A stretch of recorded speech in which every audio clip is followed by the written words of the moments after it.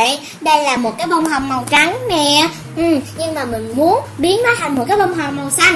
Nhưng đầu tiên mình muốn nói đây là một cái chất basic. Mình chỉ bỏ một ít tuyết vô thôi.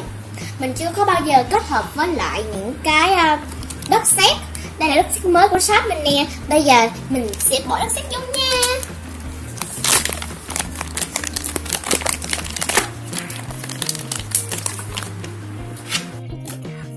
Các bạn ơi, mình lấy được rồi nè. Nhưng mà mình cắt cái banh luôn. Thôi giờ mình sẽ bỏ vô nha. Bỏ quá trời, không biết nó ra cái gì ha các bạn. Màu xanh là nó chắc rồi đó. Mình thấy còn có màu luôn cũng được. Nhưng mà sao nó hơi cứng vậy ta? Nhưng mà mình trộn thì nó sẽ đều vô đó.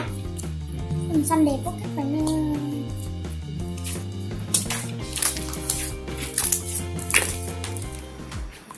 Nó rất là mềm luôn.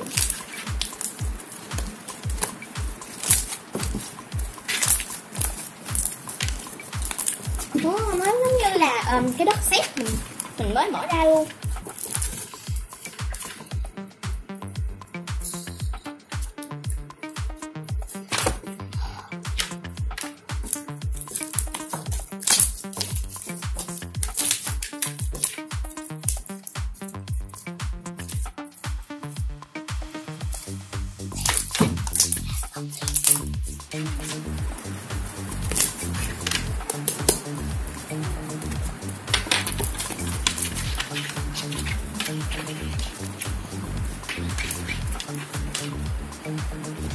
Rất là đẹp luôn.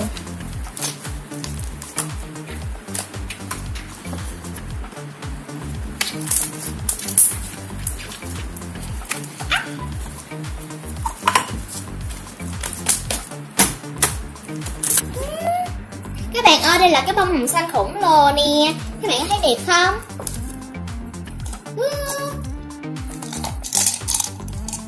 Đây là cái liệt Hello Kitty của mình sẽ chép thử cho các bạn xem nha. Đây là mái tóc màu xanh.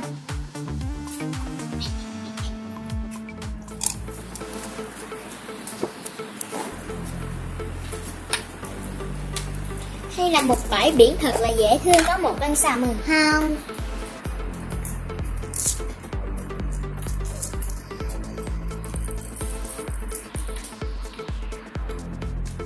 Các bạn ơi, cái slime này vừa có chất basic, vừa có smile và vừa có chất sát hàn nữa.